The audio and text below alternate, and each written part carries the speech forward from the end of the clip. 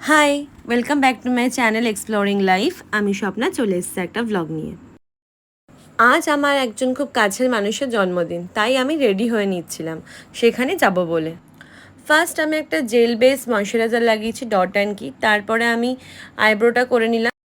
এরপর আমি faces Kandar foundation মেখে নিয়েছি, ভালো করে ব্লেন্ড করে নিচ্ছি পাফটা দিয়ে। খুব বেশি আমি সাজবো না, দেখতেই পাবেন আপনারা সেটা আমি কতটা সেজেছি। আমি আমার স্কিন টোনটাকে সেম রেখে হালকা একটা মেকআপ করেছি।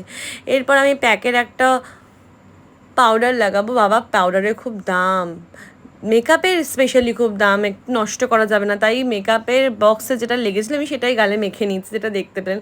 আপনারাও সেটাই করবেন, একদম মেকআপ নষ্ট করবেন না। তারপর আমি ফেসেস স্ক্যানারই আমার কাছে একটা আইশ্যাডো প্যালেট ছিল। এই প্যালেটটা আমার ভীষণ পছন্দের একটা প্যালেট, যেখানে নিউড কালার রয়েছে দুটো আর তার সাথে একটা গ্লিটার রয়েছে দুটো কালার।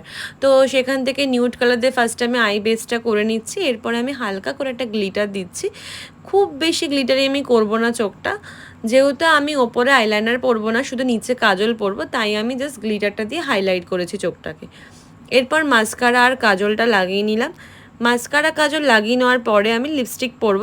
এই লিপস্টিকটা আমার রিসেন্ট ফেভারিট, ম্যাট ফিনিশিং ছিল কিন্তু ব্রাউন কালারও বলতে পারো তোমরা। বাট দেখো আমাকে কেমন লাগছে লিপস্টিকটা পরে, আমার কমপ্লেক্সনের সাথেও খুব ভালো যাচ্ছে লিপস্টিকটা, তাই আমি পরেছি। এরপর আমি ঘড়ি পরে নিচ্ছি। আমার কমপ্লিট মোটামুটি। এরপর আমি হেয়ারটাকে একটু কম করব। কম করার পরে আমি আমার রিসেন্ট যে ফেভারিট অ্যারোবিকের একটা পারফিউম কিনেছি, ওটা খুব সুন্দর পারফিউমটা, তো সেটা লাগিয়ে নিচ্ছি।